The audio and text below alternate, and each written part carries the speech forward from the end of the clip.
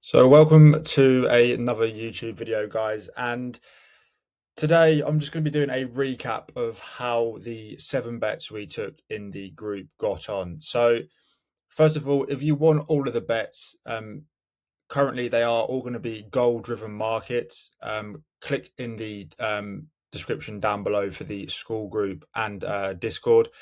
In the Discord as well as YouTube, I'll be doing a weekly free tip. However, in the school group, this is $25 a month. You'll be getting loads of education and tools on, first of all, how to use these sorts of spreadsheets, how to identify value, as well as other lessons on kind of closing odds and CLV. This is really important when understanding how valuable your bet was, and if it was valuable at all come kickoff time. So as you can see from this spreadsheet, not an amazing weekend of fixtures. We took 7 bets, only one winner.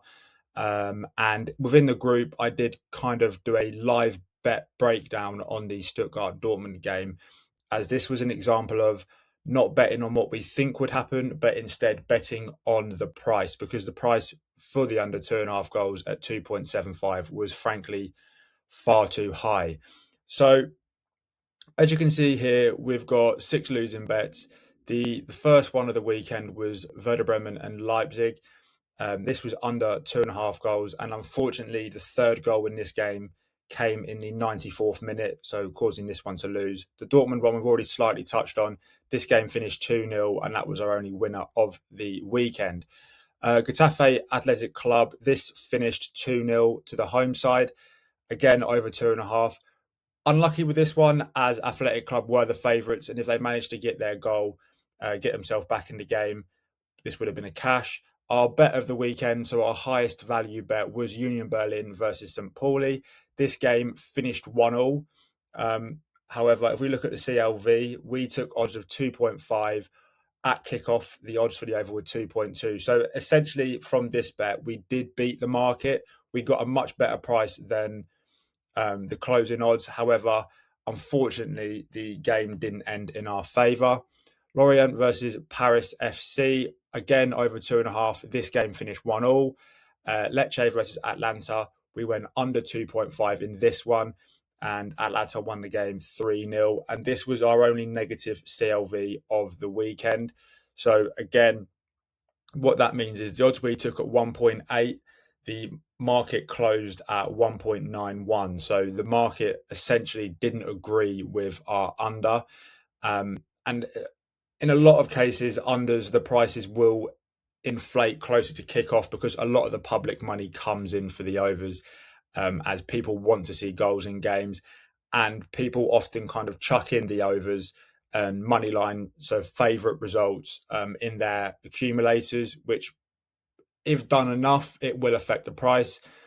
And then the final one of the weekend was Juventus versus Genoa. We had both teams to score in this game, and it finished 2-0 to Juve. Despite Juve scoring in the 4th minute, Genoa couldn't grab a goal for this bet to cash. Again, we got odds of 2.2, and the market closed at 2 odds, so a 10% CLV. So that's actually really good. As you can see, the 7 bets we placed this weekend, 9% staked. For me, 1% is £100. Profit, we were down 5.56 points. However, the average EV was 20.69%, and our average CLV was 4.22%. So, these two, good to look at, the EV and CLV. It shows that on average, we beat the market in terms of the price we took to the price that the line closed at. And, they were all valuable bets. As you can see here, nothing below 16%. But it is important now to understand, if our CLV were negative across 5 of the 7 bets, we'd be looking at the model thinking something's not right. However, because we've got positive CLV in 4 of our bets, 2 of them didn't change and only 1 of them was negative, this kind of does imply that the job was half complete. So we identified value, we took the value when it was there, and then when the game kicked off, we were in a better position in 4 of our bets. However, Due to the results, this is then when a thing called variance is kind of taken into account. And variance is the natural randomness in results, even when our bets are positive EV. So, to put this in simpler terms, you can make the right bets and still lose. Sometimes you might have a lot more losses than you'd like. However, this is just down to the randomness of the event. So, as we all know, guys, you can identify value until the cows come home, but a game of football is a game of football. You might want to bet under 2.5 goals. You might see a red card early in the game, which then kind of allows the team with the man advantage to score 3 goals, which then would mean that the bet would lose. But click the link in my description, guys.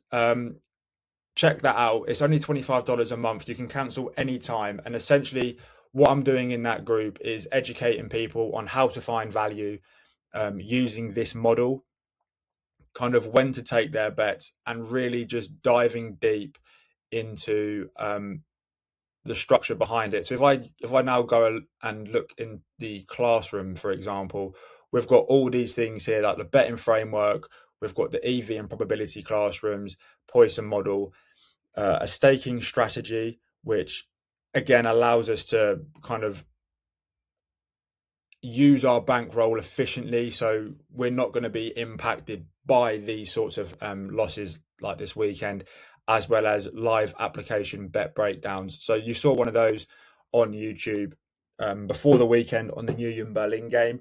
I will be doing another one hopefully tomorrow from one of the bets I have found for this weekend.